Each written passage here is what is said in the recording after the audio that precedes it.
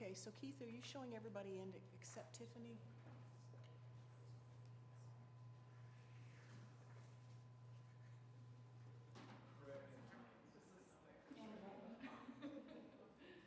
Oh, you're not seeing Elaine?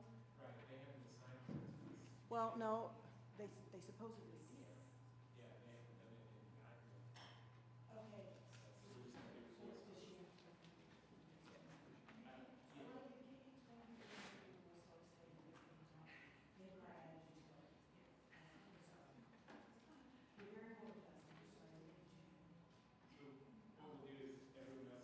say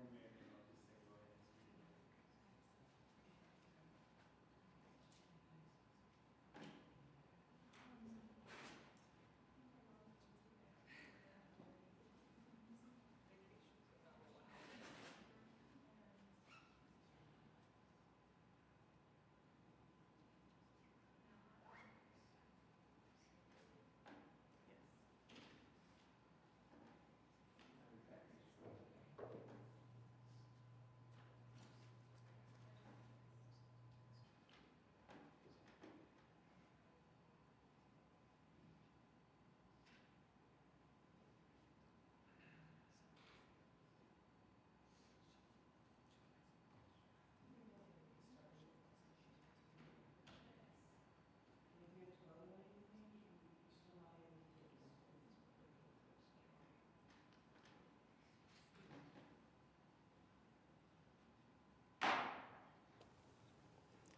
Welcome to the March 2nd, 2023 meeting of the Riverfront Design Committee. My name is Ricardo Montoya. I'm the Vice Chair of the committee and will be acting chair for today's meeting. When called on, applicants and speakers will come to the front podium to speak. Only one person at a time should come to the podium. Don't approach the podium until vacated by previous speaker. Speak into the microphone, please, and identify yourself and provide your address for the record when you begin speaking. Address your comments, questions, and testimony to the committee. Limit your comments to 3 minutes. It is unnecessary to repeat testimony previously given by others. Citizens may address the committee on agenda items by responding to chair's call for speakers during discussion on each item and signing the speaker's log on the podium. All comments must be relevant to the item. The chair or presiding officer may, in his or her discretion, prohibit a person from addressing the committee and/or remove that person from the council chambers if that person commits any disorderly or disruptive behavior. Please see the agenda for more information about these requirements. If you parked in the Sheridan Walker parking garage north of John Rex Elementary School or the Arts District parking garage immediately south of City Hall, staff can provide a parking validation ticket to you. The agenda and documents are located at https://okc.primegov.com/public/portal. You would then select the Riverfront Design Committee meeting, then click on an agenda item and the relevant documents will come up below the item. I want to welcome our newest member, Elaine Lyons. Keith, will you please call the roll?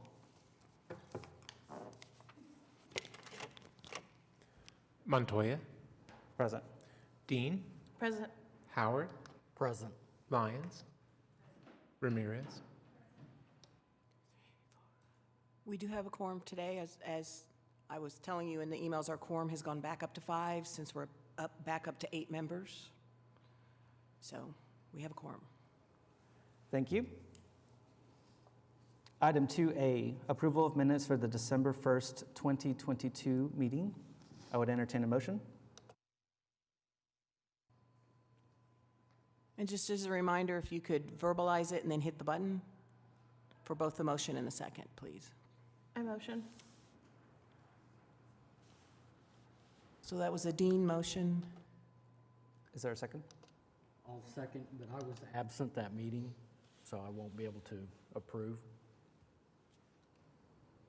Okay. Can he second it if he's not going to be able to vote for it, Dustin? Okay. So that's a Dean motion and a Howard second.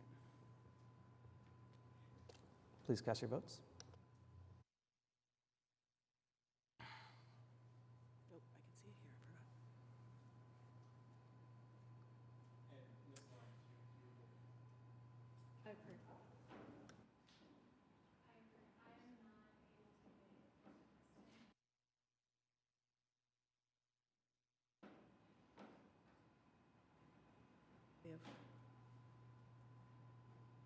So we have 3 showing up with 1 abstaining. Okay.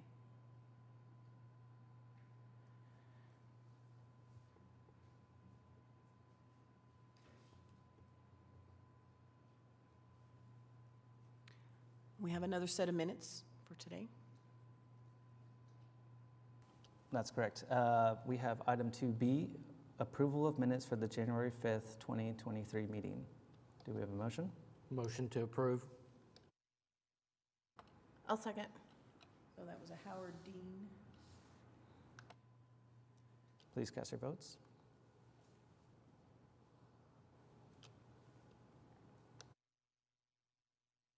I approve.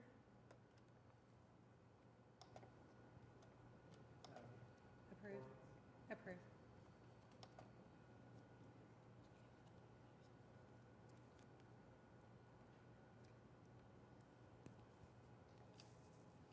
Thank you.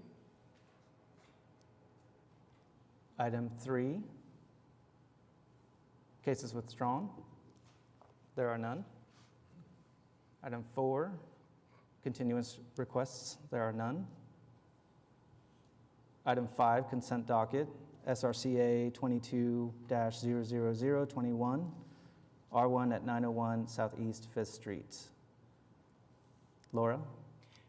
If anybody wants to pull this for discussion, I can do my presentation. Otherwise, this would be a motion to approve the consent docket. I would entertain a motion. Motion to approve on the basis that the project complies with the regulations and guidelines of the Scenic River Overlay Design District zoning ordinance as referenced in Section C of the staff report. So just to clarify, we're actually voting on the consent docket, and so we typically wouldn't, but it's okay. It's okay, I wrote it, so I like to hear it, but it's okay. So we have a Howard motion. We need a second. I'll second. Dean, second. Thank you. Cast your votes. Mines, your vote, please. Ramirez.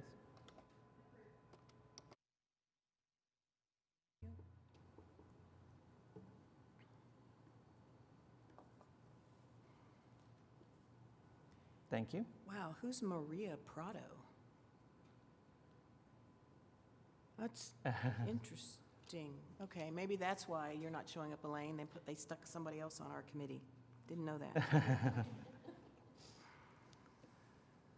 Thank you. Item 6, cases for individual consideration. Item 6A, SRCA 23-00003 at 900 Hanger Drive. Laura? Thank you. Laura Griggs, Planning Department. And let me get to the pictures. I always forget that. So both of these next requests are in Wheeler District. And for those that have been on a little bit, the new members wouldn't know this. You've only seen one building out in the Wheeler District. Their PUD was written unique to that location. And the building you've seen actually has Clarity Coffee, if any of you go there to get some caffeine. So these are coming to you because of where they're located in the development and how large, in this case, both the building to be demolished is and how large the proposed building is.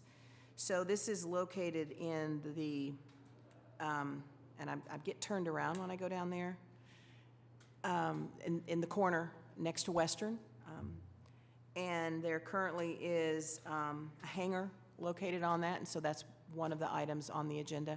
And I'll be making some modifications to staff recommendation in my presentation. I'm going to clarify that here in a minute. So there is a lot of single-family residential that has been constructed. If you haven't been by there, you ought to. It's real interesting to compare it to what it used to look like. And it looks like nothing else in the Oklahoma City area. So with that being said, there are sites that are ready for new construction, which is what you're seeing all around this one. And this particular one is immediately to the north, and that's the next item that we're going to be discussing. So they're across the street from each other. And I'm going to just go back up to that. It's the easiest one to look at. So I summarized the history as I usually do in the staff report. And the case I referenced was from 2019. That has been the only thing that's come to you, other than when the PUD came through. You all made a recommendation on their rezoning to PUD. So I provided a lot of information. There is a couple of variances that they would need if you approve their project as they're requesting. So the first one deals with the setback. The base zoning for this project is one of the downtown zoning districts, and that requires a maximum 10-foot setback from the property line at the street. The building could actually be set on the property line. And as you could see from the submittal they had with their application, they have pushed it back in some areas. They specifically, and I'm going to quote, because I quoted it in the staff report, the decision to place the first floor building facade back from the property line was intentional and allows opportunity for covered outdoor patios and walk-up conditions along Hanger Drive, which is in kind with the spirit of the Wheeler District. The placement of the building in relationship to Western Avenue is dictated by existing grade and drainage. In an effort to protect the building from moisture at this location and provide outdoor patios for the first floor units, the building has been placed behind the build-to line of 10 feet.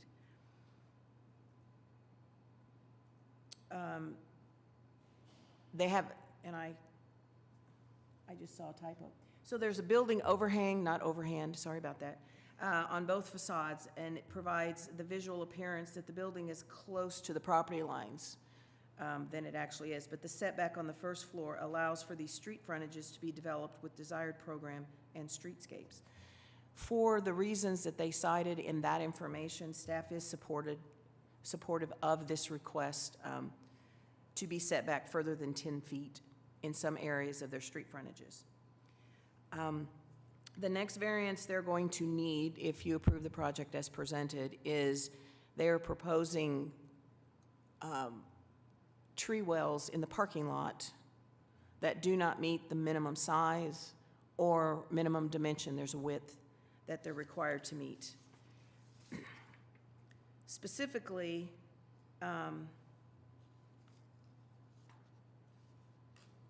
they're saying they want to maximize the parking spaces while still providing trees. The smaller footprint of proposed tree wells will be designed with structural soil underneath to encourage healthy tree growth in an urban environment. They referenced that it was used in downtown. Those were streetscape projects, not parking lot projects. They did provide pictures that was in the packet, and the one example they had was up on Northwest 13th. And it was done in 2006, and my comment to that is that at that time it was not a design district. That didn't happen until 2007. But they did provide pictures showing you how that looks in that parking lot setting. Staff understands their desire to maximize their parking spaces, but we would prefer the parking lot islands meet the minimum. It's 100 square feet, and there's a minimum width of 5 feet. And as stated in the regulations, part of the reasoning for that is to help reduce glare and heat buildup. So when you look at this particular parking lot, if you increase the size of those 3 tree wells to the minimum, it potentially would lose 5 parking spaces, because you could just make it the size of a parking space, or you could make it the minimum requirement and then adjust your parking spaces. Since staff does not support this request, we have a condition at the end of this in the recommendation that the project comply with parking lot island regulations. We then go into the guidelines, and as you know, the demolition guidelines are very long. This is where staff is making a modification in our recommendation. So our recommendation at the end indicated that if you decide that the hangar is a historic resource, staff was recommending that it be continued so that they could provide additional documentation. Since the staff report went out, we've been provided with additional documentation, and so staff is removing the recommendation for continuance. So it would be up for you to decide if you feel that it's an architectural resource or not, if it should be retained or not. We provide some information about the history of the air park, and I know that the applicant is going to discuss this item. They're here today to talk about this. The other thing under guidelines that I wanted to mention deals with the fiber cement. If this had to comply with Scenic River regulations and guidelines, the fiber cement is a regulation and not a guideline. But in the downtown handout, it's a guideline. So what that means is that there is a recommended maximum for 30% of the total exterior building materials of any facade, not including windows and doors. And what I've discussed in here, so this is a discussion that we more typically find in downtown projects. We've had numerous multifamily projects constructed that have over 30% fiber cement, different types of fiber cement siding. And in this particular case, the facades range from 85.4 to 91.1%. And then I referenced some stuff in downtown. I don't really have anything in River, so, but since they're following downtown zoning, West Village, just down the street here on Main Street, all of that exceeds the 30%, the lift. And then the newest one is the Muse. That's at 4th and Chartel. It's a very large one. And so staff doesn't have an issue with their request, their design that has more than 30%. So as I stated, staff is modifying our recommendation at the end. So I've essentially crossed off number 1. So we don't even need to discuss that one because, as I said, they provided us with the additional information. But if the committee determines that the hangar is not an historic resource, then you could approve the application on the basis that the project complies with the conditions that the applicant obtains a variance from the Board of Adjustment from the regulation requiring the first 2 floors of new construction to be at or within 10 feet of the street right-of-way. Now, as I also previously referenced, staff does not support their request for the smaller tree wells. And so the second condition is that the applicant revise the parking lot so that it complies with the parking lot landscape island regulations in 59-11-250.E2 in parentheses. The revised parking lot shall be provided to staff prior to the issuance of their certificate of approval. And then there's a need for a second motion because they're having to go to the Board of Adjustment. And at this point, I'm recommending that the regulation requiring the first 2 floors of new construction to be at or within 10 feet of the street right-of-way, with an erroneous pair in there, sorry. So obviously, if you make modifications to the recommendation or to the support for whatever part of the project, we will be looking at making modifications here at the end of this. So do you have any questions? I just want to note that you also have the ability to find the hangar to be a historic resource and still approve the demolition on the basis of the other criteria, including that there's no viable economic use for the structure, that it's, structurally infeasible to rehabilitate and reuse, In staff's opinion, based on the information that we've seen, we think there is potential for the structure to be considered historically significant. The air park was and is a historically significant piece of Oklahoma City's history, and this is one of the few remaining structures.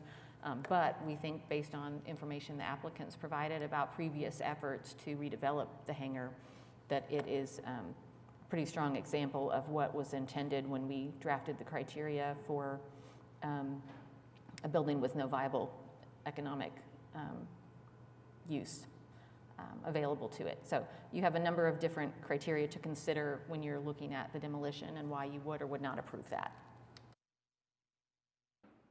And I'm sure Katie can help you come up with the wording if you go down that avenue with your recommendation. Am I understanding that the additional information that was submitted had to do with the economic feasibility of the development? Yes, we received, and this hasn't been forwarded on to you all, we probably should attach it after the meeting, and the applicant may want to speak to it as well when they present, but we received just email correspondence describing previous efforts to look at redeveloping the hangar, the work that would be needed to get it into a usable condition, that they investigated whether it would qualify for historic tax credits, and were told that it would not as an individually designated building. So we felt that all of that kind of supported the infeasibility of being able to reuse and rehabilitate that structure. Thank you for that clarification. Are there any additional questions from the committee to staff? Were there any other photographic images of the hangar showing a little bit more detail or? When I go out, I just take them from the outside. Okay. And I didn't realize how massive it was till I got out there. And I think those are the two that I took. Yeah. I did have a question about the tree wells. We've used the CU soil as well, but the size, there was some reference to Project 180, and those tree wells were 5 feet by 10 feet, and I noticed these are 4 by 4. Are there any concerns about the size, the limited size of root area? So are you directing that to the applicant to so the that when they applicant. come up, they could answer Yes. that? Okay.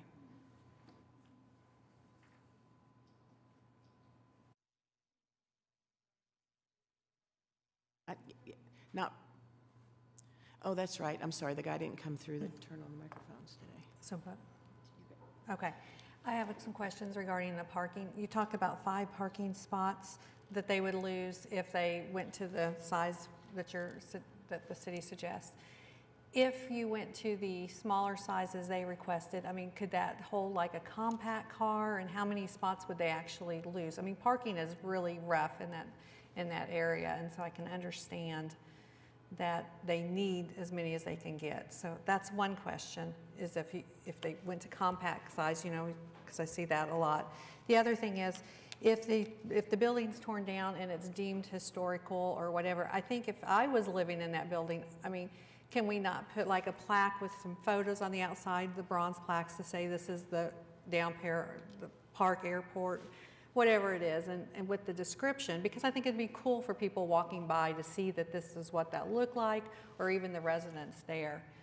But Yeah, and the applicant has told us some about things they've already done as part of the larger Wheeler development to kind of recognize and retain some of the history of the downtown air park, but I'm sure they could speak to that as well if there's anything else specific to the hangar.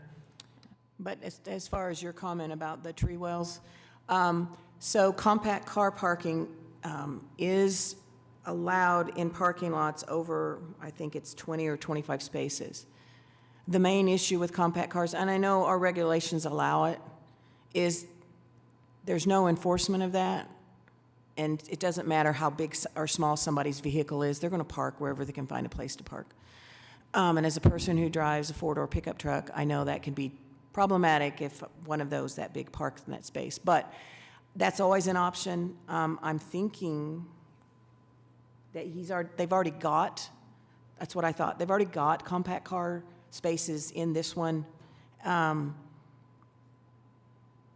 But I don't know, and that could be a question for them, if in fact you all support staff and they have to enlarge them, is there a way for them to redesign and maybe add more compact cars so they don't lose 5, I guess would be maybe one question that I would ask. But, and we're going to have the same discussion on the next one, so we could probably get, about the tree well, so we could probably get those questions out here. And I'm sure that they've been making note of the questions you guys are asking so that they can address those. And going back to the hangar, do we know if there's been any other companies trying to use the space, or any other, and how many or how long has it been out there? Like, I don't know. So I think I'll let the applicant answer that in more detail, but they did indicate that there have been several different attempts to look at rehabilitating the hangar into various uses, and that had not been successful. And I think we have information in the staff report about when it kind of ceased to be in operation. Just searching Oklahoman archives, it looks like at various points there were events in the hangar, public events and that sort of thing, but it has not been, the downtown air park, I think, has not been in operation for decades at this point, as a whole.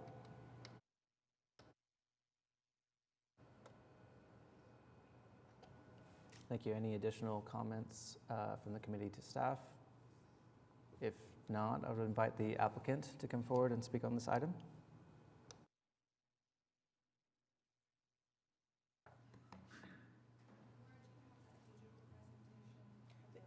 Yeah, there, and if you want me to go ahead and, if you don't mind signing in. I would be happy Some of to. us know who you are, but others don't. No, that's great. And if you want me to go ahead and, I can't see that corner. There. Okay, we're on 3, right? And then I need to go up to, give me a minute, view. And I need to go down to, So I should clarify, my name is Blair Humphreys. I serve as president of the Wheeler District and have been involved with the project since we bought the land in 2006. I was involved partially then went off to school and to do other things, and then came back to the project in 2014. So we've been at it a while, I guess you could say, and thankfully now have some things to show for it. I should clarify though, I'm not actually the applicant, so this is being developed by a third party. It's actually a developer that we recruited out of the Atlanta area, Urban Realty. We've partnered with them before on a project in Atlanta. We feel like they do exceptional work, and that they would be ideally suited to do the first at-scale multifamily project as part of Wheeler District. As you saw the pictures of the hangar, I'll just tell you that we've always attempted to take what Downtown Air Park had to offer and make it something that's an integrated and embedded component of the place. That started in 2014 with our charrette. So we did a public charrette where we brought in the community. We had over 1,000 people turn out over the course of a week. When we looked at it, the kind of residual components that we had to offer were, we had one hangar left. We had a terminal building, which is kind of this old office and diner that sat there. And then we had the runway. And because we only had 3 things, we attempted to save all 3. And you can even see that the hangar itself is prominently featured in terms of its center axis on that Wheeler Street, and that's because we designed it that way. We wanted Wheeler Street to have a terminal vista on the south of the hangar. It has a terminal vista on the north with the Ferris wheel. We were able to save the runway and reincorporate it as a multi-way or a multi-path boulevard with kind of a tree-lined bike path leading out to the river. And so now people have a residence on Runway Boulevard and call that home. We were able to save the terminal building, and it now features Taco Nation, a restaurant with a patio and a urban playground, and and is really kind of the front door of Wheeler District. And we have tried harder than any of those to make the hangar work. The first effort was in 2014 to turn it into kind of a co-working and open market type space. I don't know if that one was ever a good idea, but I was naive and excited, and we couldn't get financing. We ultimately got turned down for all the tax credits that we pursued, and included in the material that we provided to the city. We'd gone out and hired who we were referred to as one of the best in the historic preservation space. And they ultimately concluded that the hangar itself didn't have the required merits necessary to attract historic tax credits. And so that kind of shut down that first iteration. We came back with an office user, an A&E user. They themselves did all the planning and engineering work to try to reincorporate the building into an office use. And ultimately, their conclusion after getting about $500,000 deep into design and development was that they weren't going to be able to make it work economically. They would be better off to tear down the building and start from scratch. We then went to a museum user, and we actually took the project to Lingo Construction, who we view as one of the best in just problem solving difficult problems. And we just said, what is the absolute cheapest you could do in terms of just making the space usable for a museum? And here's some of the challenges you run into. They said, well, first we'd have to replace all the cladding on the whole building, or we'd have to cover it with a new waterproof barrier.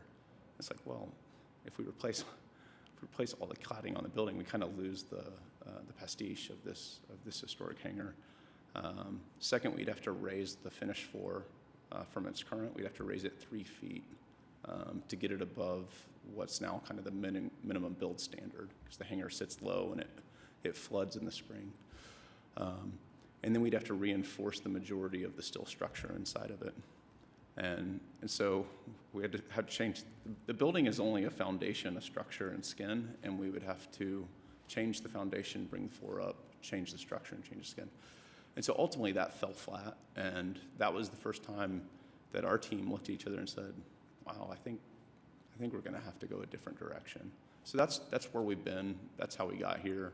I'll just tell you that I mourn the fact that we were unable to figure it out, and yet that's the reality of where we got to. It wasn't a quick decision. It was one that played out over an 8-year period. We are very excited about the quality of the development and the quality of the architecture that is set to replace it.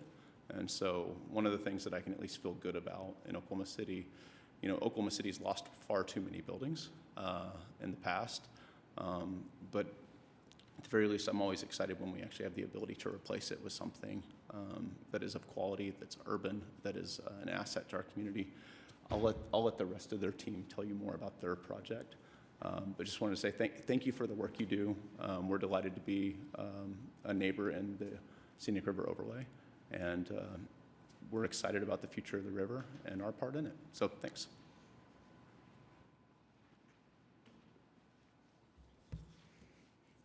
Hello, my name is Sarah Hanna, and I'm with Gardner Studio. We also have a few other members from our team in the audience today that can also help to answer any questions if something comes up, but I'm going to kind of lead the charge here. So as Blair has kind of walked you through the vision for Wheeler District, we've just included some additional images to hopefully set the scene for the building that we have in front of you all today. The building on this lot and the lot to the north that we would be talking about next are two structures that are starting to anchor the southeast corner of this development. There's a lot that has happened over the last number of years, and this does something where it bookends this development, and I think will spark a lot to happen in between, especially along that Western Avenue corridor. The architecture that we're presenting is really inspired by the Wheeler community that has been set already. This walkable community, this exchange of neighbors and relationships. It's a community that's designed by the community, And so we have developed projects that we feel support those environments, particularly at the streetscape level. Maybe, there we go. So we've included a version of the site plan that you received in your original submission with some rendered color and shade canopies added onto that, mostly to help illustrate some further items that we're incorporating into the project. You know, as we introduce a surface parking lot, we have made an intentional effort to create the least amount of curb cuts to disturb the pedestrian path as minimally as possible. We're bringing a lot of attention into the streetscape development, particularly along Hanger Drive and Wheeler Street as we talk about the other projects. But also along Western Avenue, as this is kind of one of the first ones to be positioned directly west of that main thoroughfare. And so that paired with a building placement that's anchored at the corner, we feel like creates a really unique identity for this neighborhood as you enter this kind of new portion of the development that's just beginning. A couple other things too that we're introducing on this site plan scale is a breezeway that connects the users of the property to the north to the outdoor amenities of this project. And those outdoor amenities are located on the rear side of that north bar of the building. And so one of those things, or one of the intentional moves here is that breezeway is aligned with Wheeler Street. We reviewed that image earlier of the hangar and how it has that really specific alignment to that street as you look towards the south. And unfortunately, losing the hangar building, these are some of the things that we're trying to introduce to keep those alignments and at least give a nod to what was there before. The darker kind of green circles that show up on this image are meant to illustrate the mature kind of tree canopies of all of the trees being placed on this site so that we can hopefully help you guys understand kind of what the vision is for that. We've been working with a landscape architect to help identify particular species of different sizes that will help to also reduce that heat island effect and some of the glare that we were mentioning before, or that Laura was mentioning before. And I think we can talk about any questions you might have specific to the tree wells, but here you can see where those are located a little bit more clearly, and those also show up on the other property as well. And just to give you kind of a brief explanation of the building's architecture, this is meant to be a 5-story apartment building with amenity spaces on the ground floor. That is a large building in a primarily single-family residential environment, and so there's a lot of really specific architectural moves being made to meet the building's program and size requirements, but also break down the scale as it sits along major streets, but also adjacent to smaller developments. And then the materiality and potentially branding, which all of that is preliminary, but the intent is that, you know, vertical facade patterns, possibly naming or plaques that could be utilized to give a nod to the hangar is something that I think is at the forefront of everyone's mind as the project gets developed. The materials that Laura was mentioning before, fiber cement, brick, we're keeping that brick at the ground floor level, especially where the building is overhanging, to try and help develop that pedestrian experience as you kind of walk directly adjacent to the building and then introduce that fiber cement material on the upper levels. And, excuse me, the other big part of this project are balconies, and so that's something that respond to each different building facade, but also is sort of a nod to the outdoor component of the individual single-family houses of Wheeler. Everyone has a porch, and the intent is with these apartments that everyone has that experience as well. And so that was something that was really intentional in developing the architecture of this project. So in conclusion, I think the thing that we would like to ask of you all is that you approve staff's recommendation with the exception of the tree well item 2B, I believe it's numbered. So if you have any questions or want some additional clarification, we are here to answer those. So the questions that they asked that they were wanting you to address, one of the questions was, can if you increase the size of the tree wells, is there a way that you can reconfigure, redesign, add more compact car spaces so that it reduces the number of spaces you would lose? Yeah, so to that point, and Laura kind of mentioned it before, we already have compact car spaces in the parking lot. That is how it is designed. So there are none that we can change to become compact, but I think what we could potentially do is change the size of the tree well to be 5 by 5, just as you mentioned.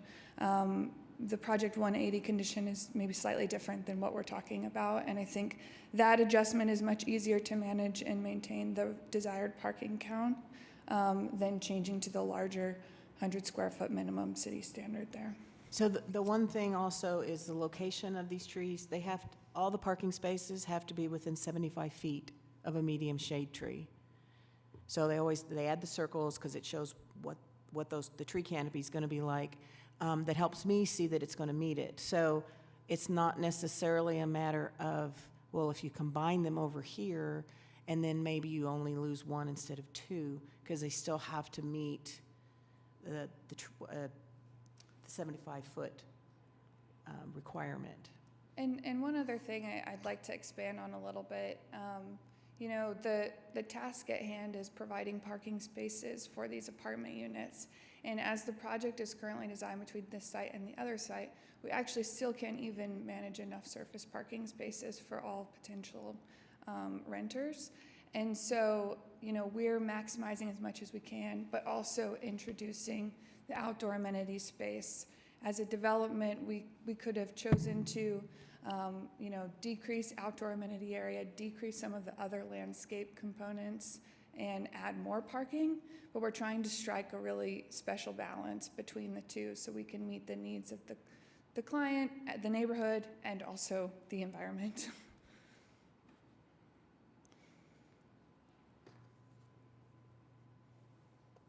Thank you so much for the presentation. Are there any additional questions to the applicant from the committee? Can you tell us when was the last attempt to try to preserve the hangar? I'm not sure of the year. I will let Blair speak Would to that be the museum one? Guys, in 2019. 2019. So, yeah. So between 2014 and 2019, there were, I would say, 3 significant attempts and 1 lesser attempt, but it was, we keep a list of like the top 10 priorities for Wheeler District, and it was on the list every year, and every year we'd sit and talk about it and say, how are we going to pull this off? So yeah, to answer your question, that's the answer. Appreciate that. Yep. Thank you. I have a question about the fiber cement panels. Laura mentioned the percentages of some sample projects. What was the percentage for your project? You know, don't know it off the top of my head, but Yeah, it should have been I included. had the range in, sorry, let me flip it to the right page. And I just went from the low to the high, and I got this all out of order because, okay, there it is. So 85.4 to 91.1, but that's the entire, and that's a very big building. And I was just looking at the percentage by facades. And so it's just a range. Now, I would say that some of the projects that I talked about, they're basically 100% fiber cement. I think it's probably come a long way from when it was first introduced. Mm-hmm. And I've not noticed that we've had an issue with any of the newer projects that have been using it. Probably a few decades ago, that would have been more of a concern, but I think that product has come a long way. And our guidelines and regulations were written back in 2006 as they just started this process. So we haven't reassessed these since they were adopted. Okay. And then I had a question about the parking. You said the parking that's shown does not meet the full occupancy of the building itself. So Yeah. how will you accommodate those other So- spaces? The client will be leasing some additional parking spaces from another surface lot in the Wheeler District to help offset the additional required parking spaces. Okay, So in the underlying zoning district, you don't have to provide parking in downtown. So that's the other thing to keep in mind. So there's no regulation that they're having to meet. okay. Yeah, I just had, I wasn't sure, I know it's a high-density area, urban space, and so I didn't know if there were plans for a parking structure or anything like that to accommodate additional. Yeah, not at this time. The current approach with leasing other parking spaces and existing surface lots is meant to address the needs of the building day one. There may be something in the future, but I'm not aware of those. Okay. And then back to the tree wells, I did have a question about the 4x4 area. What is the area of CU soil beyond that point? How far out are you extending that? So we've got a 10-foot radius, I believe, beyond the tree well there. And that's at each tree well location that we're looking at in the surface parking lot. Okay. That's all I have. Thank you.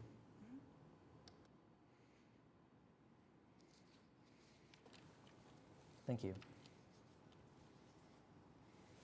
If there's no additional questions or comments, I'd like to invite any citizens that want to address the committee on this agenda item. Is that good? Hearing none, I would entertain a motion. And sorry, just as a reminder, staff eliminated number 1 under staff recommendations.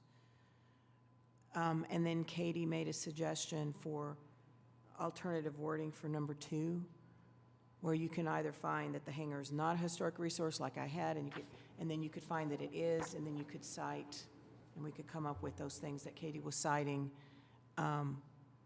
justifying why you're supporting it being demolished. And that's in your staff report on page, let me find it. Was that item 2B?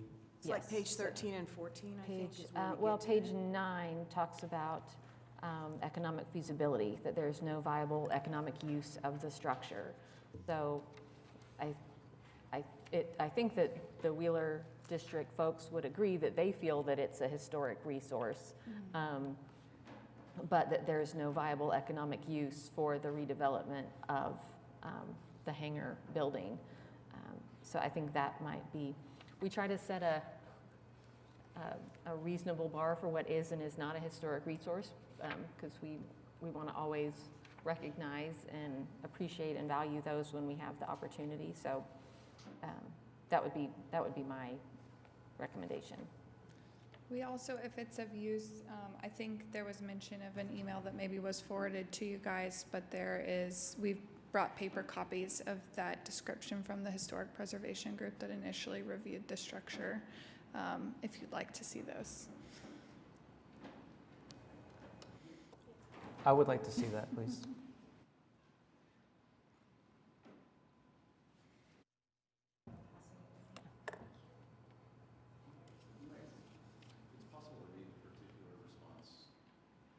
Sure. You could. Hang on, we'll get you a copy of that. Yeah.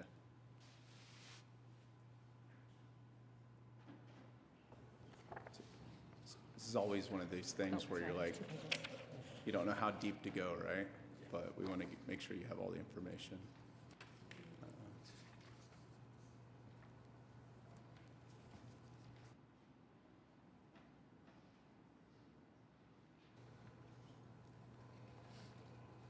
One, I'll just say, as somebody who loves Oklahoma City and loves Oklahoma City history, we're always grateful to Katie and the work that she's done, because depending on how long you've been around here, you know that we tend to err on the side of tearing down too many things. And we agree with that. When you go out, though, and ask somebody to help you save a building, and they come back and say, the site inspection revealed that there's actually several hangars at Wiley Post that are nearly identical to this hangar. in terms of the construction, the hangar door placement mechanisms, and overall integrity. And the hangars at Wiley Post were where the area was actually produced. Our hangar was just a paint hangar, so it doesn't have historical narrative significance as those do.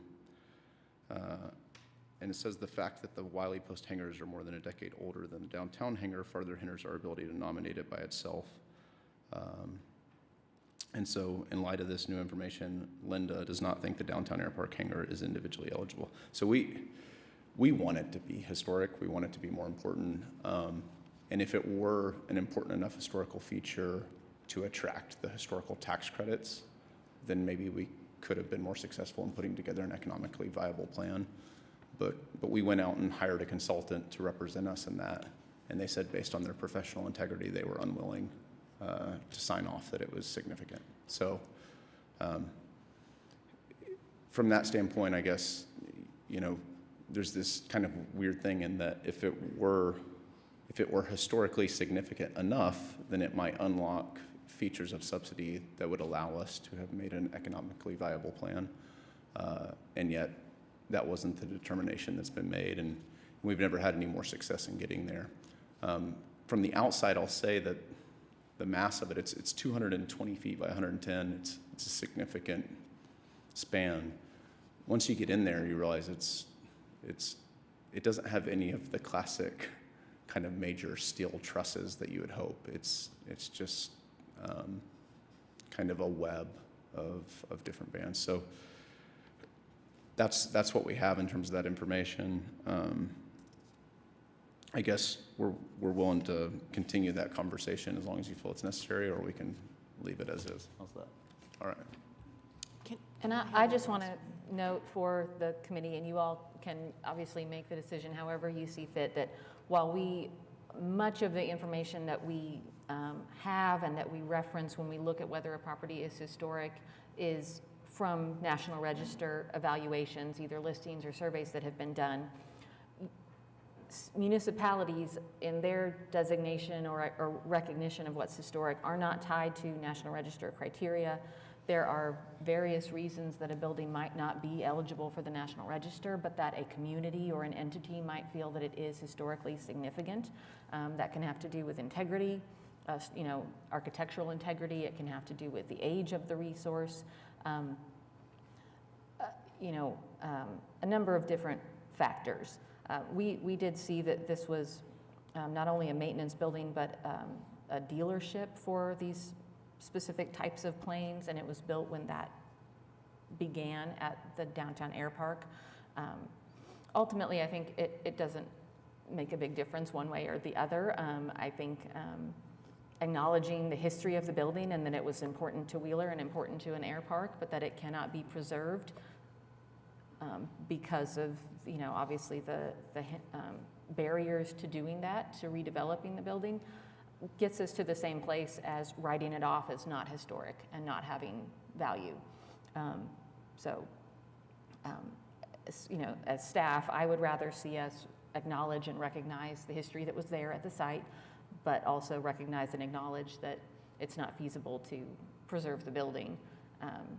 And that doesn't impact what can and cannot be approved. But anyway, this building aside, I just want the committee to be aware that yes, we look to National Register for lots and lots of things about identifying what's historic, but you all also have your own criteria that are in the ordinance for what is or is not a historic resource.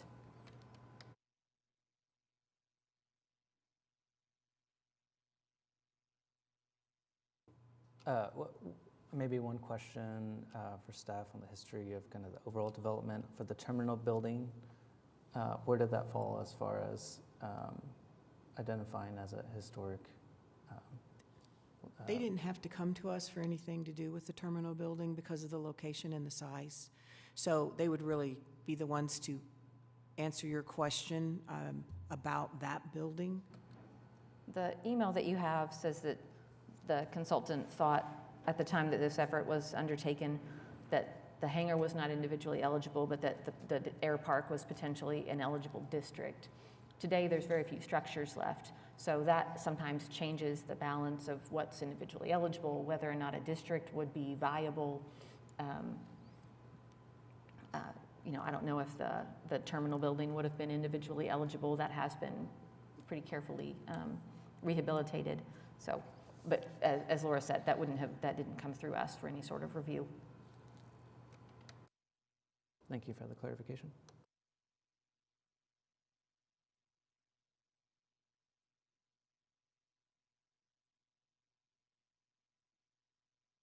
Are there any other additional comments or questions? I just want to say thank you so much for all the work that you guys have been doing and trying to keep this piece. Just want to say thank you. It looks like you guys have done your homework, so appreciate that.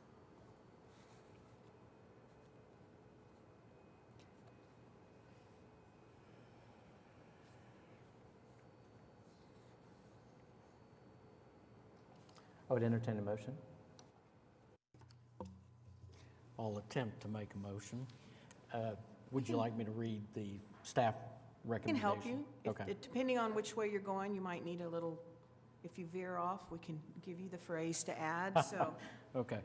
I would like to make a motion to approve the application on the basis that the project complies with the regulations and guidelines of the Scenic River Overlay Design District zoning ordinance as referenced in section C and D of the staff report, with the conditions that A, the applicant obtains a variance from the Board of Adjustment from the regulation requiring the first 2 floors of the new construction to be at or within 10 feet of the street right-of-way, and based upon the fact that the hangar appears to have no viable option to preserve it, and based upon the information that was provided by the applicant today. So, will that work? Kind of. The last part ended up with the conditions, and I don't really think you meant for it to be a condition. Well, we can. So if you're, so what you're saying is that you feel that the hangar is a historic resource, but they have documented that there is no viable economic use for the building, in which case you're now recommending to approve the project, which you read, with the first condition about the setback, and then you ended there, right there. And so you did not include the one about the tree wells, correct? Correct. Okay. Yeah. Gotcha. So does that make sense to all of you up there in a more,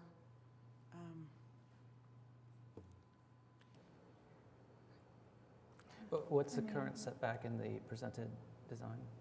Just to make sure. So on that north building facade, I think it's about 11 and a half feet between the property boundary and the first floor building facade. And the 10-foot build-to line is the line that we're sitting behind. and then on the Wheeler side, it's more than that, but there were a lot of reasons. One is, obviously, there'll be hopefully improvements to that Wheeler alignment, and they were also showing a future traffic circle that's not there, which requires them to pull things back. And I'm trying to remember, so it's closer, the straight leg of it is a lot closer Yeah, so than the corner part. so we're pretty close here. This is the 11 and a half feet I was talking about. The shaded gray box is the outline of the first floor building footprint. As Laura had mentioned, and I can flip to the renderings to further illustrate, the building overhangs on the upper levels so that it is closer to the property boundary. But we have kind of peeled back the corner here. There's a couple reasonings for that. We have the future traffic circle that is planned at that intersection. We also have a chamfered property corner that really prohibits that upper building floor footprint. And again, addressing the general massing of this 5-story structure, we're trying to make some moves on the ground floor to help bring people into the main building entry and not just have a really straight vertical facade. Thank you. Yes, it does. So Laura just handed me a copy of our application, which you all may have a copy of as well. where we have provided in red the actual setbacks. So at this corner here, which is one of our more extreme conditions, we're about 14 and a half feet away from the property boundary. And then this corner up here, it's 12 feet.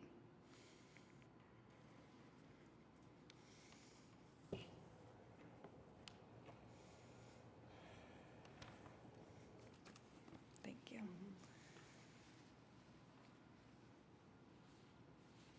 I should also mention, I'll never stop talking, so you guys might have to cut me off. But the space there at the corner too, in addition to addressing kind of the building plane and where that sits in relationship to a human, we're also creating some usable outdoor space there at the corner that is adjacent to an interior building lobby. And that is meant to be developed with, landscapes or softscape, hardscape, and also be protected from that street intersection in a way that makes it feel useful and comfortable. Thank you. So back to the motion. So obtaining the variance would allow you to construct with the additional over 10 feet, correct? I'm sorry, can you repeat that question? Sorry about that. Yeah. Just to make sure I understand, you're obtaining the variance to exceed 10 feet? Yes, Great. that is correct. Thank you. Sorry. And when they go, and I know we don't have a second, so I probably shouldn't be continuing to discuss, but, and so when they apply for the Board of Adjustment, they'd actually be submitting the site plan that shows how the building's going to be located, and that's what they essentially get approved for. Mm-hmm. So what you're seeing is what they'd be going to the Board of Adjustment for. Okay, thank you for the clarification. Mm-hmm.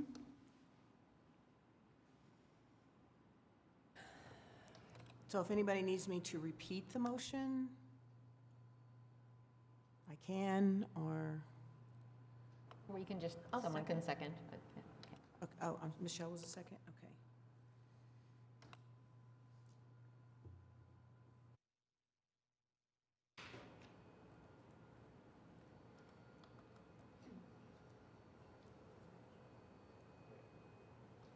Any other discussion? I think I heard a motion and a second, so And then we'll have Let me two see if voice I- votes on this one.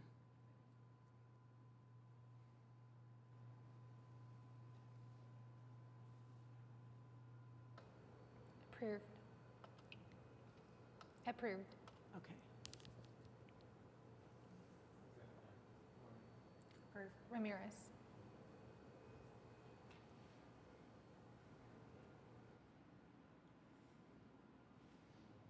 Dean? Howard?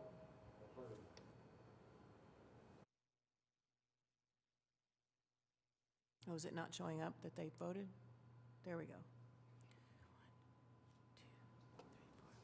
motion passes. Thank you. Thank you. So now we need a second motion, which is number 3 in the staff report about the recommendation to the Board of Adjustment. I would entertain a motion.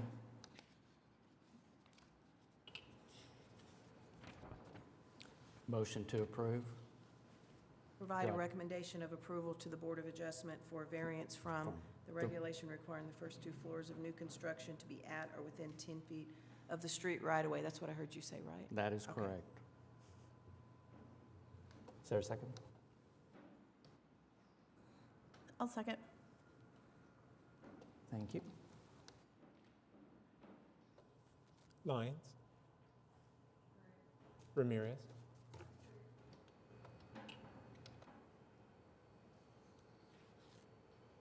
Dean? Howard? Laura, just to clarify, did we need to have modified that motion to also include a variance to the tree wells? I am so sorry. Since Yes, we thank did you for not- catching that. Yeah. So going back and, because I think if I go back and I clarify, they can, the person that made the motion and the person that made the second can accept that, or do we just need to? So, yes, I'll defer to you, but I think Scott can amend his motion to also include a variance to the size and width of the tree wells. And then Yes. Michelle can second that amendment. Okay. and then we can, I would like to amend my motion to include the size of Thank the you. tree wells as far as obtaining a variance for that. Okay, I'll second that amendment. that, okay.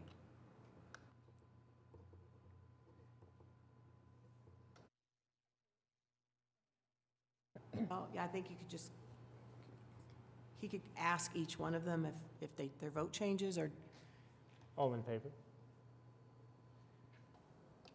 Aye. Aye. Any opposed? Aye. well, that was an any opposed. You're I'm sorry. I didn't.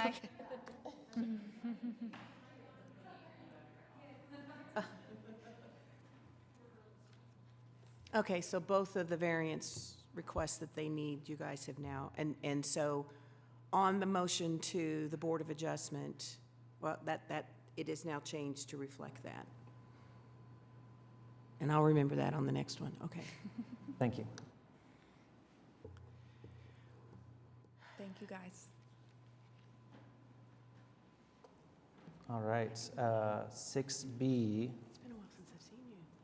SRCA 23-00004 at 901 Hangar Drive. Would, Laura?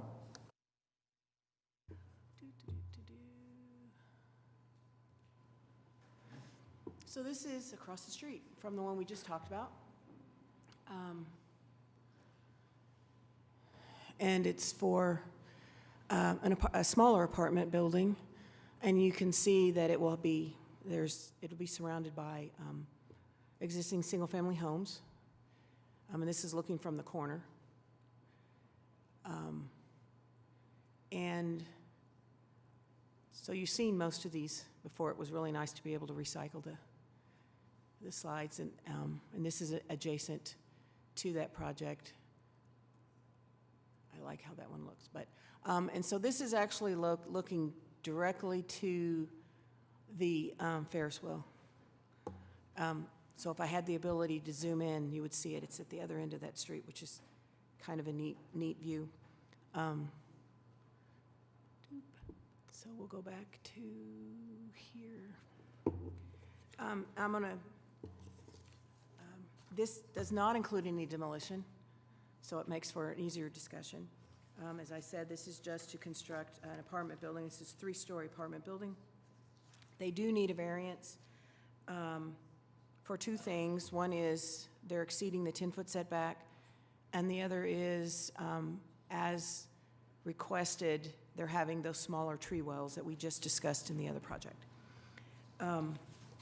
So in the staff report, I included the information that looks very familiar because it was identical to what was in the other one, talking about the requirement for the 10 feet. And in this particular case, the applicant states, the location of the southern building facade is intentionally planned to provide an open landscaped area at the intersection of Hanger Drive and Wheeler Street between this building and the 5-story one that we just discussed.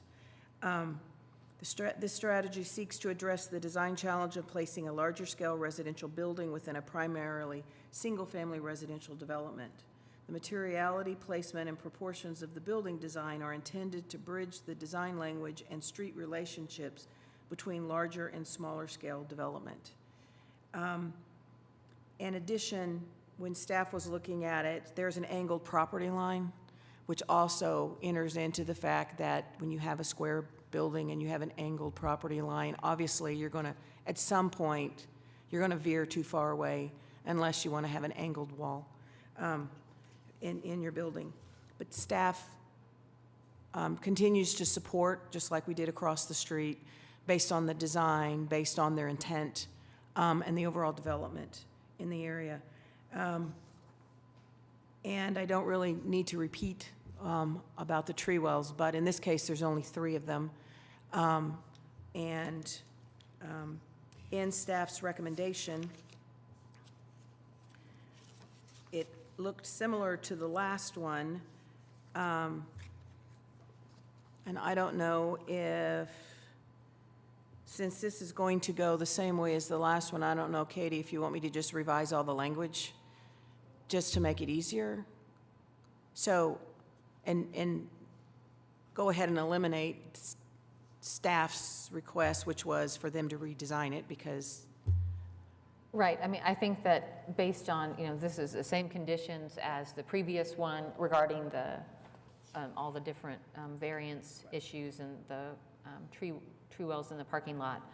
I think that I'll just a modify. similar motion to Right. what we just made on the other one would be appropriate. So staff is recommending approval of this project with conditions that the applicant obtains a variance from the Board of Adjustment from the regulation requiring the first 2 floors of new construction to be at or within 10 feet of the street right-of-way, and the regulation relative to the size and width of the tree islands in the parking lot.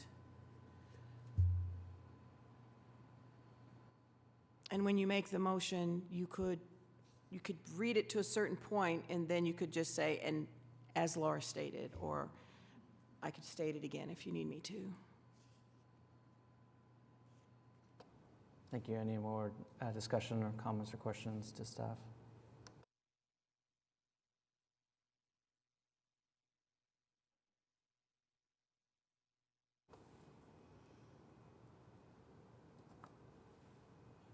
Any, would the presenter like to add anything else additional, or any? We're happy to make the presentation that we prepared. Oh, I'm so sorry. I But just if you have totally any didn't questions, hear that.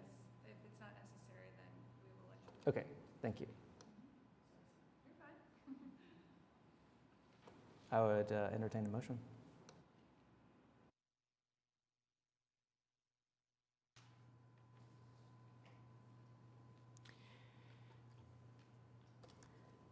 I would make a motion to approve the application on the basis that the project complies with the regulations and guidelines of the Scenic River Overlay Design District zoning ordinance as referenced in section C and D of the staff report, based on the conditions as Laura stated. And if anybody needs me to restate those, I can. And this would be subject to these conditions. Repeat them, okay. That the, and I'm gonna, this one is as written in the staff report, that the applicant obtains a variance from the Board of Adjustment from the regulation requiring the first 2 floors of new construction to be at or within 10 foot of the street right-of-way, and then this is where I'm adding, and obtains a variance from the regulation relative to the size and width of the tree islands.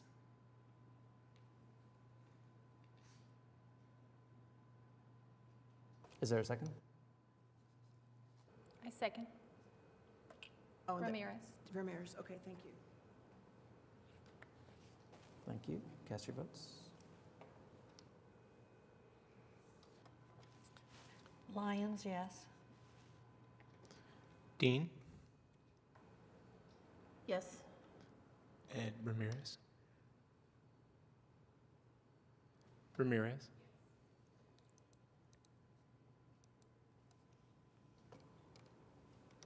Motion passes. Thank you. Thank you. Now we need a second motion, and that motion would be to provide a recommendation of approval to the Board of Adjustment for a variance from the regulation requiring the first 2 floors of new construction to be at or within 10 foot of the street right-of-way, and the regulation relative to the size and width of the tree islands.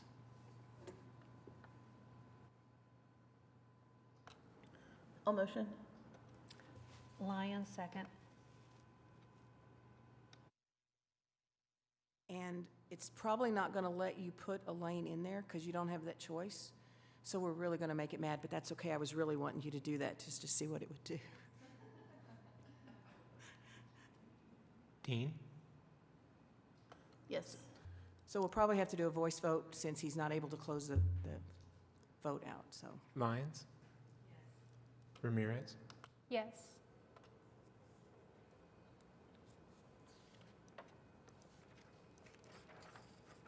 Okay. And then I do have a question. I know on the last one that we modified the vote for the recommendation to the Board of Adjustment. But did we go back to modify the vote on the approval to add the second variance that it needed for the tree wells? Did we? I know we did, at the time we did the second one. I just want to make sure I didn't forget something. I don't think we modified the condition on the first part. That's what I'm thinking. I don't know that we have to have the condition because they have to get a variance, because that's the law. So I don't know that a condition that they get the variance is ultimately necessary, or if that's implied by the other one, but I'll defer to you. About modifying, because we modified the second one. I thought we voted on it to, You thought we modified the first vote that they Yeah. made too? Okay, and that's fine. I just want to make sure we Is that what didn't you miss remember? something. yeah. Okay, no problem.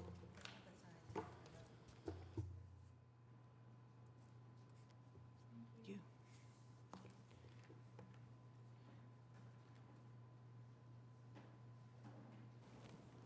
Okay. And I thank you. don't know if it'll keep going since you couldn't close out that vote. Who knows what it'll do, but, so we might have to refer to your actual agenda, which I don't know where I put. Thank you. Item 7, other business. Oh, there it There's none. Item 8, communications. SRCA 23-00002 at 800 River Sport Drive. Laura, is there anything? So that, if anybody has any questions, they're putting in an overflow parking lot. The PUD for the Boathouse District allowed for alternative surfaces, gravel, if the Public Works Director approved it. And so they submitted for 3 parking lots, but the other 2 are kind of on hold for right now, and they're just putting in the one closest to the Barquet, because that's definitely where the need is at the moment. Thank you. Comments from Planning Department staff? We have a meeting next month, so please check. And I'm also going to be trying some sample emails, because, yeah, I'll turn it over to Katie. Yeah, that's okay.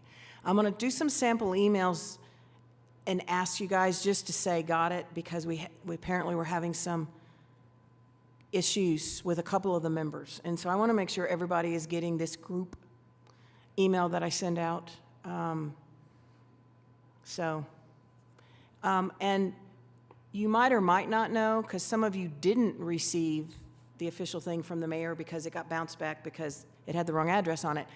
But all of you, we have the new appointee, but then all the rest of you were reappointed in the middle of February by council to sit on here. So we appreciate your willingness to continue to sit here for us. And now I'm going to let Katie talk about the upcoming. Yes, congratulations, you've been reappointed, even whether you knew it or not.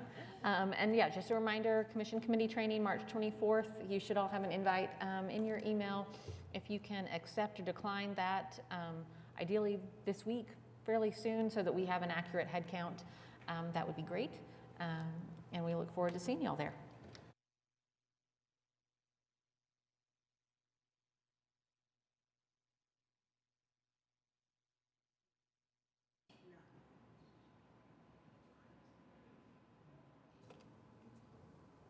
Thank you. Any additional comments from committee members? The only other thing I would add is we have a vacancy.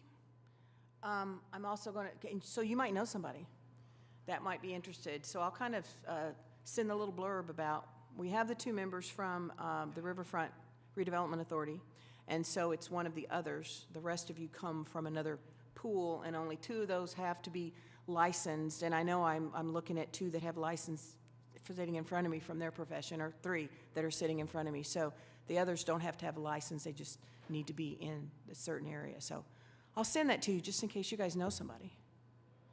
Thank you. And then one more question. Is there a member from the public here that would like to address the board? Just wanted to make sure. Okay, thank you. Well, with that, want to lastly again welcome our newest member, Elaine Lyons. Thank you for joining our board.